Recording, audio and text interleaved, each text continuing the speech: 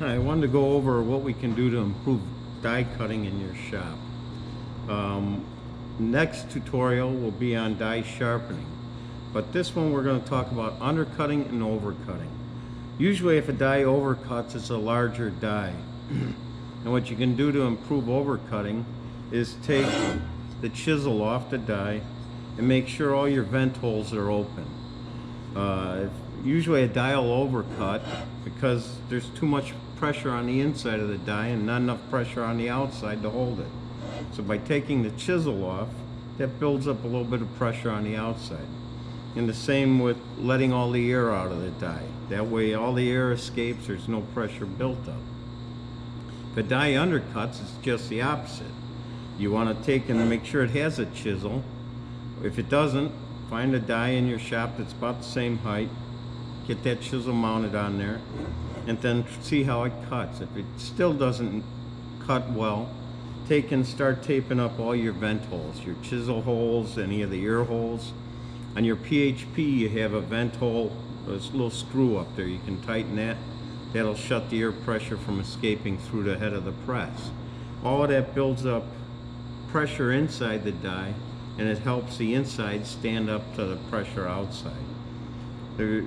On a small die, you could have 9 out, you could have 26 out on a small die. So there's a lot of paper out there pushing the edge in. The other thing is, you can always cut a smaller lift. I know no one wants to do that. Or you can slow the head speed down. You got to remember, when a die hits that paper, that millisecond it hits it kind of dictates which way it's going to go. If it ram it through there and you have a lot of pressure outside, it's going to make that die go in there. So if you can slow your head speed down just a little bit, the die will set, you won't get step cutting, and it'll cut better top to bottom. And the nice thing is, it only adjusts the speed on the downstroke. It won't slow your press down between cuts or your oil cuts. It goes the same. So really, it's so small you won't notice it, but that millisecond, that second of when it hits that paper is everything. The other thing you can always do is listen to how the die cuts. If a die cuts and it's real loud, crunchy, the die's dull. Usually when you get a new die or a sharpened die, it cuts, you can hear it almost whoosh as it goes through. If you hear it crunch, the die needs to be touched up. And we're going to do another tutorial, little Mike and myself.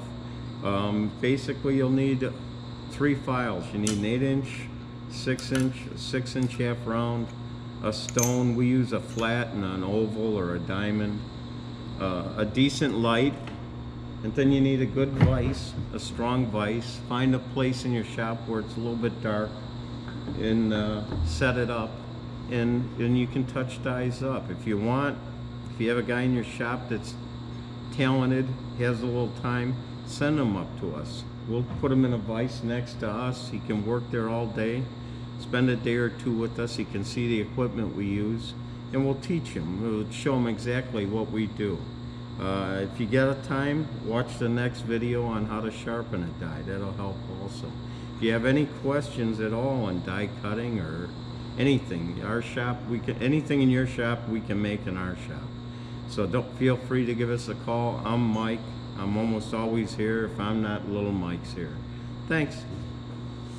GoPro, stop recording.